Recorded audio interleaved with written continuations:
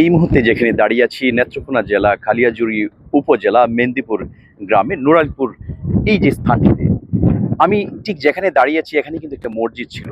এই মসজিদটি নদী গর্ভে বিলীন হয়ে গেছে এবং এই গ্রামটি কিন্তু চলতি সময়ে এই যে বর্ষণ এবং সেই সাথে অতিবৃষ্টি এবং তীব্র স্রোতের কারণেই কিন্তু এই গ্রামটি ইতিমধ্যে বিলীন হয়ে যাচ্ছে।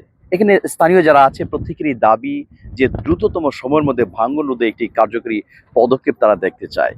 চলতি সময়ে সংবাদ পরিবেশনের পরে কিন্তু এখানে যে কাজটি করা হচ্ছে জিও ব্যাগের ব্যবস্থা করা হচ্ছে। আমরা এখানে এসে দেখেছি যে পানি উন্নয়ন বোর্ড কর্তৃপক্ষ এবং এই এলাকার যে আসনের যে এমপি জনাব লুৎফুজ্জামান বাবর ওনাদের তত্ত্বাবধানে কিন্তু এই কাজটি করা হচ্ছে। কিন্তু প্রকৃতপক্ষে তারা বলছে একটি স্থায়ী পদক্ষেপ দেখতে চায়। তারা বলছে চলতি সময় আপৎকালীন সময়ে যদিও জিও ব্যাগ দেওয়া হচ্ছে, তারা বলছে যেন একটি ব্লকের ব্যবস্থা করা হয়, ব্লকের ব্যবস্থার মাধ্যমেই কিন্তু এই গ্রামটি তারা রক্ষা করতে পারে। ইতিমধ্যে তাদের অনেক বাড়িঘর কিন্তু এখানে বিলীন হয়ে গেছে। আমি যদি স্থানীয় একজনের সঙ্গে কথা বলি, আপনার কাছে জানতে চাই এখানে কতগুলো গড় নদীগর্ভে ইতিমধ্যে বিলীন হয়েছে? এখান থেকে প্রায় 100 থেকে 200 ঘর বিলীন হয়ে গেছে। ইতিপূর্বে অনেক ঘর ছিল এখানে, যারা এখানে থাকতো এখন আর তারা থাকতে পারে না, অন্যদের বাড়িতে যায় এখন আশ্রয় নিচ্ছে। নদীর ভাঙ্গনে এখন মানুষ যেন একটি আতঙ্কের মধ্যে পড়ে এখন গেছে। এই চলতি সময় কি ধরনের পদক্ষেপ নেওয়া হচ্ছে এখানে এখন যে পদক্ষেপটা নেওয়া হচ্ছে সেজন্য আমি সরকারকে অসংখ্য ধন্যবাদ জানাই এবং আমাদের এমপি মহোদয়কে অসংখ্য ধন্যবাদ। আপনি কি মনে করছেন যে এই ভাঙ্গন রোধে এই ব্যবস্থাটা জিও ব্যাগের ব্যবস্থাটা কি ভাঙ্গন রোধ হতে পারে কিনা?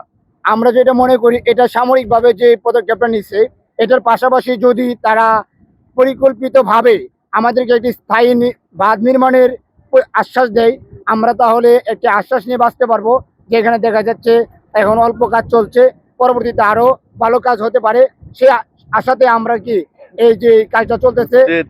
তিনি যেমনটা বলছিলেন, তিনি বলছিলেন যে স্থায়ী ব্যবস্থা তারা দেখতে চায়, যে এই উত্তাল ঢেউ এবং সেই সাথে দীর্ঘদিন যাবৎ ভাঙ্গনের ফলে এখানে শতাধিকের উপরে বাড়ি কিন্তু এখানে বিলীন হয়ে গেছে। তারা বলছে যে এখানে মসজিদ সহ এখানে অনেক কিছু নদীগর্ভে বিলীন হয়ে যাওয়ার পরে কিন্তু এই এমন এক সময়ে কাজটি করা হচ্ছে যখন তাদের আর তেমন অবশিষ্ট কিছু নাই। সুতরাং তারা বলছে যে এই অবস্থা দূর করে একটি স্থায়ী পদক্ষেপ তারা দেখতে চায়। ভাঙ্গন রোধে একটি স্থায়ী পদক্ষেপ নিলেই এই অত্র এলাকাবাসী স্বস্তির নিঃশ্বাস ফেলতে পারবে বলে জানিয়েছে এই অত্র এলাকার বসবাসরত প্রত্যেকটা মানুষ। নেত্রকোনার খালিয়াজুড়ি থেকে সৈয়দ মাকসুদুল হক, বৈশাখী টেলিভিশন।